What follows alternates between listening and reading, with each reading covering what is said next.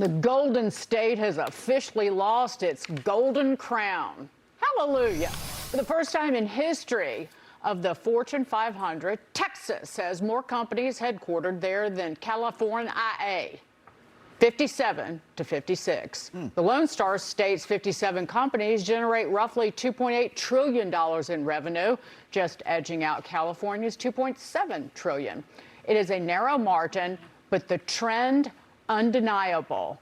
Money is mobile, and companies certainly are, and they will move to where their capital and their employees are treated better. Love this story. Not much to say except that we told you so.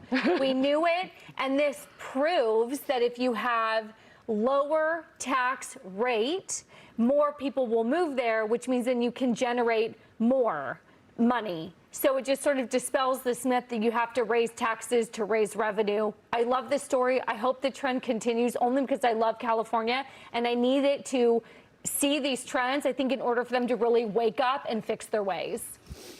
Yeah, I like this too, but here's my question. I'm going to be Mr. Pessimist on this one. What are the states the companies are moving to doing to lock in the thing that people love? What? I don't know. I don't know. Like, I look at Texas. I like Texas. Obviously, companies like Texas.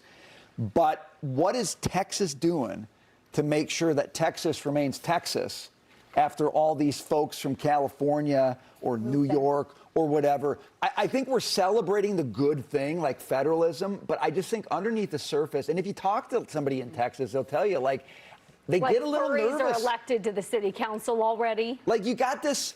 Okay, you got this Tallarico guy down there in Texas. I don't think he's going to win, but I don't know. And the fact that he's in it, that guy's not like a moderate Texas Democrat. He is loony left, and they're talking about him being competitive. So I'm just saying, if you're one of these states, like, what are you doing to dig deep and make sure the foundations of your prosperity are going to be there when this wave of kind of escaping leftism but don't really know why show up in your state and start trying to vote for things? I'll tell you what they're doing in Florida. You want to know what they're doing in Florida? What?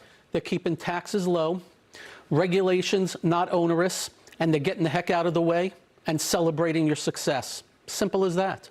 And unfortunately, it's not just the taxes in California, it's the rhetoric. Some of the things that comes out of their mouths, amazing. They wee on success. Well, what was the tweet to Elon Musk that said F you? And Elon Musk said, message received. Loud and clear. And what was the mayor of Seattle that said bye to wealth? Well, Newsom, I keep bringing this up, but when Chevron was going to leave California, the CEO tried to contact Gavin Newsom to tell him in advance. And his response was, I'm good. Well, here's the thing.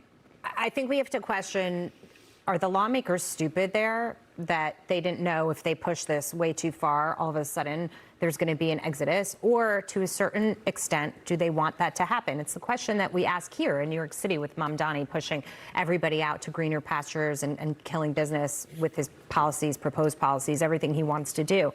My personal opinion is that they know what's going to happen. They see past examples, they see the writing on the wall. I think that's what they want. I don't think they want their state to be as prosperous or wealthy as it once was. And I think that they want to reimagine what these states and cities look like. It will be a new standard of living. It will be a new way of life. It will be people who stay, unfortunately, that voted for these lawmakers that don't have the funds or the means to be able to leave. And they want to be able to introduce communism into this country. And this is slowly how they're going to do it, by persecuting the wealthy, getting rid of them, and then redesigning everything. That's what I think is happening. I don't think it's a mystery.